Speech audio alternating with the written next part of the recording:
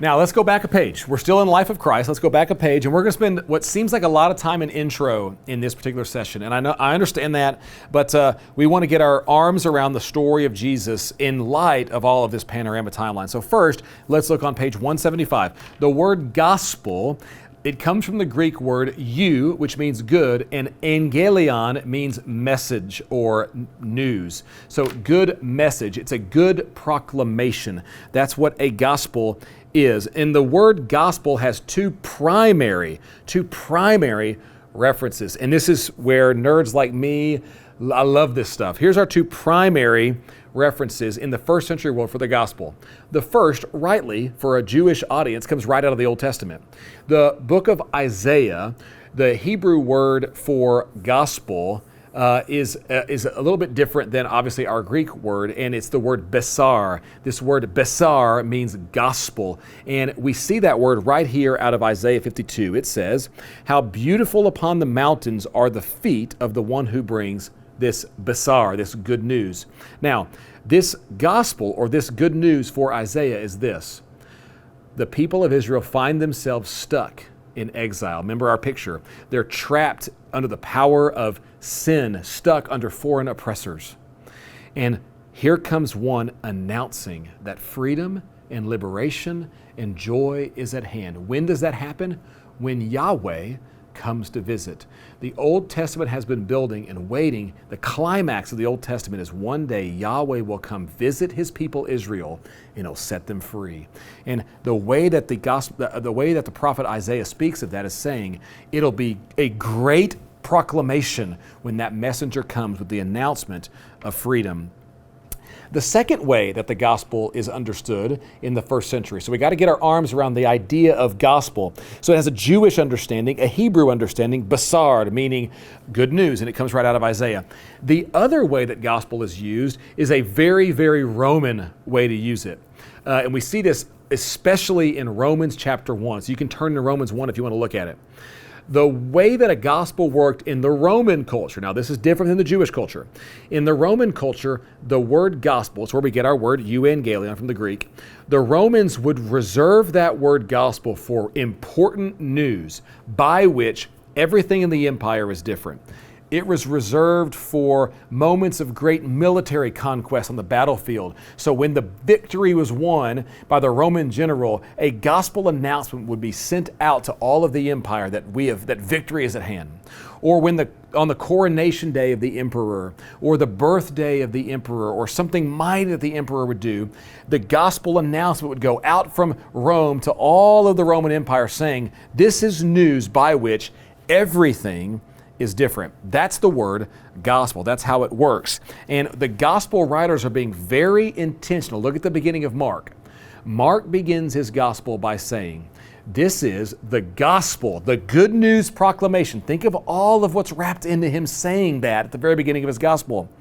He says the Jewish expectation that Yahweh has come, and the Roman expectation that this is news by which everything is different. Mark says, this is the gospel of Jesus Christ. Wow, that's earth-shattering, and we just miss it because we don't understand the way that word and the weight that word had on it in the first century. And what I would like us to do is recapture that in this panorama class. And so the gospel writers are being very intentional with this word, euangelion, or gospel. Now, we classify the gospels two different ways. We have two different categories, we might say. We have the synoptic gospels, which comes from the Greek, it's a compound Greek word. Sun means with, and optic means eye. So we get our word optical illusion, or optometrist. So it means to be seen with, synoptic.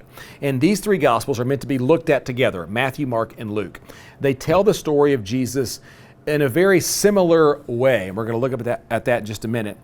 And we would, as Bible scholars, conservative Bible scholars, we would say that the synoptic gospels, Matthew, Mark, and Luke, were all written probably within a decade of each other in the mid-50s to mid-60s AD. So within about a couple decades of Jesus' death and resurrection. Then there comes John.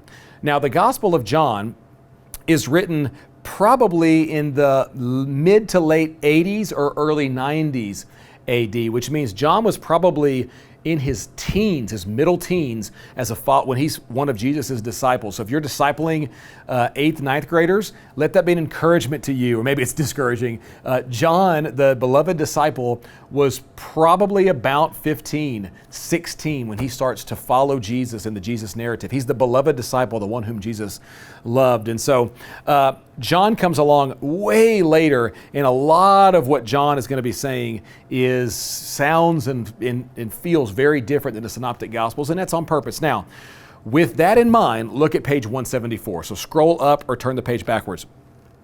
Here is a really helpful comparison of those 4 Gospels, and we'll be able to see the different emphases that the Gospel writers are placing as they approach telling the narrative of Jesus, the pronouncement of Jesus from their vantage point.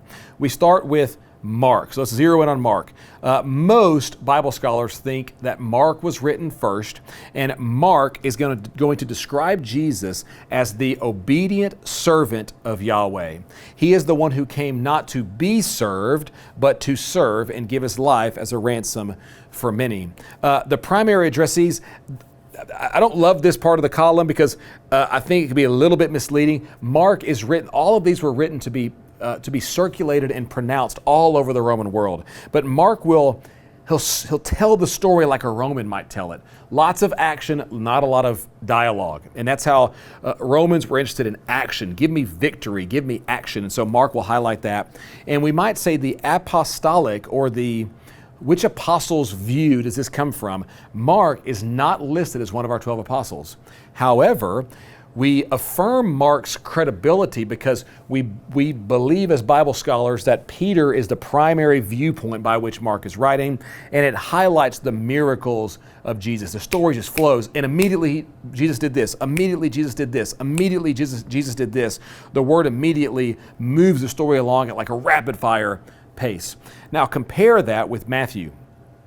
Matthew will use Mark as we might say, one of the sources for his gospel, but then Matthew will deliver his story with a very Jewish audience in mind. And our presentation might be, he's the prophesied Messiah or King of Israel. It's very clearly written with a Jewish audience in mind. When you read Matthew, you'll notice all of the Old Testament quotations, all of the fulfillment of the Old Testament. Matthew is highlighted by long discourses or speeches or sermons of Jesus. Think the Sermon on the Mount, the Olivet Discourse, Matthew 24 and 25. The outline of Matthew, most Bible scholars outline Matthew with these sermons. So these sermons become the bulk of what Matthew was doing. And what I would say that Matthew has in mind, Matthew is redefining the nature of the Jewish expectation of Messiah and what that wisdom and teaching would look like around this new teacher and priest, Jesus.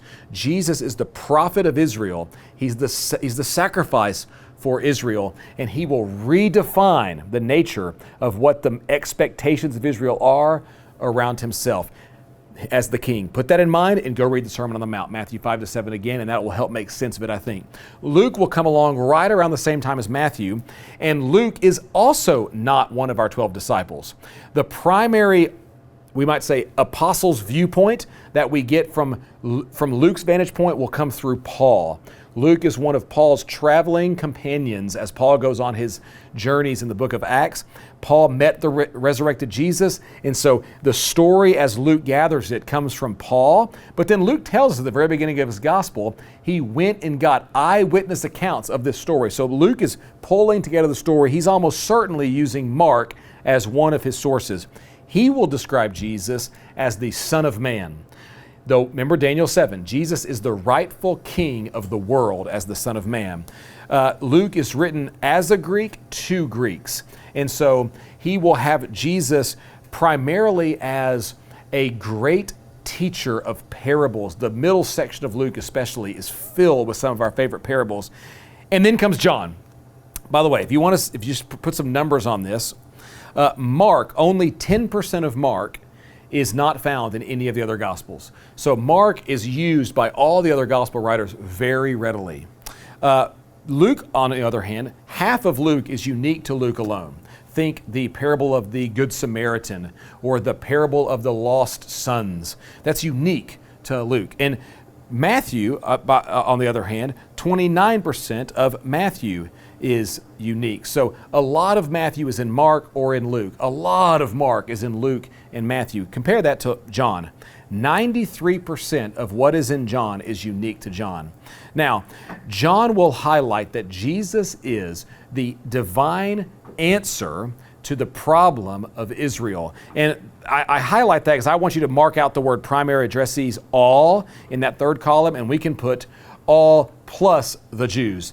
What John will do in his throughout the picture of his gospel is this. He will walk through the Jewish people's yearly festival calendar, their yearly rituals that define who they are, and have Jesus redefine all of them around himself. So it's very Jewish in its nature. And the highlight, we might say, of the Gospel of John is all of these amazing personal encounters. Jesus with Nicodemus, Jesus and Lazarus and his sisters, Jesus redefining Israel. And so with that in mind, we go back to page 175. Why were these written? This is reasons for the gospel, number 3. Each gospel writer viewed the life of Christ through a particular lens, and they write that story from that lens. And letter B, we might say, collectively, the Gospels present a fuller and more complete picture of Jesus, his identity, his life, his death, his burial, resurrection. A couple things to note before we tie a bow on this little section. The Gospel writers are not writing from, we might say, the modern biography with modern biographical needs in mind. The thing I'm highlighting by that is the Gospels are not sticking chronologically, and that drives us crazy. We want a linear, beginning to end chronological story, and the Gospel writers are just not doing that.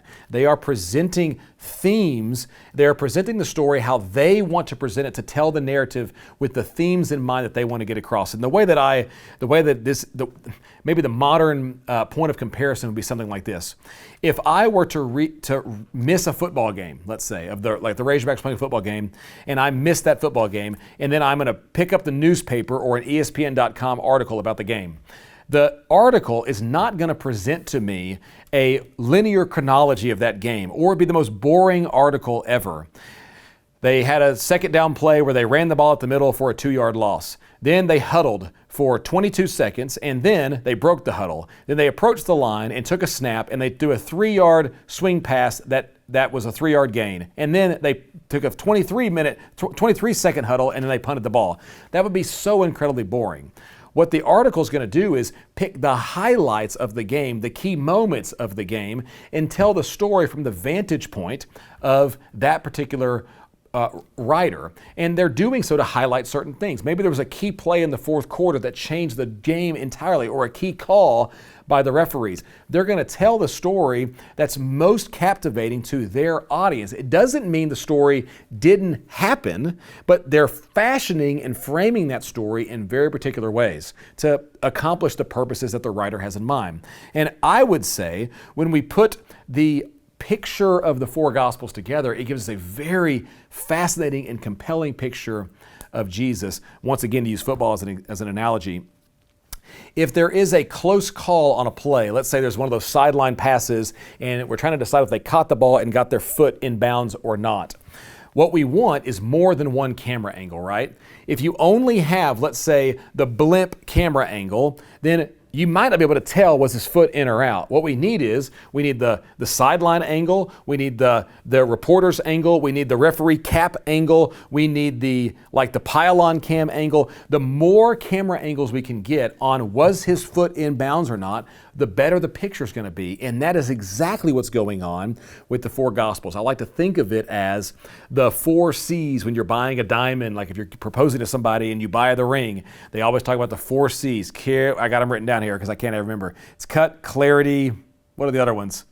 Color, and something I can't really say. I was very bad when I bought this diamond for my wife. Those different facets of the diamond give a better picture. They make it shine because the light hits and it bounces off all those different facets. And the cut, clarity, color all matter. And that's what we have with these gospel accounts. They're giving us different lenses, different themes, different presentations of who Jesus is, his, we might say, identity, life, death, burial, and resurrection, and what it all means. And put together, the portrait of Jesus is compelling. We need all four. And so when you're reading the Gospels, it's helpful to know which gospel you're in, what are their themes, but then also what do the other writers have to say about this story? How did they frame the story a little bit different? And that sometimes will smooth out some of our questions in the Gospel. So with that in mind, now we'll go back to our timeline and we'll work our way through it. Let's look at the timeline.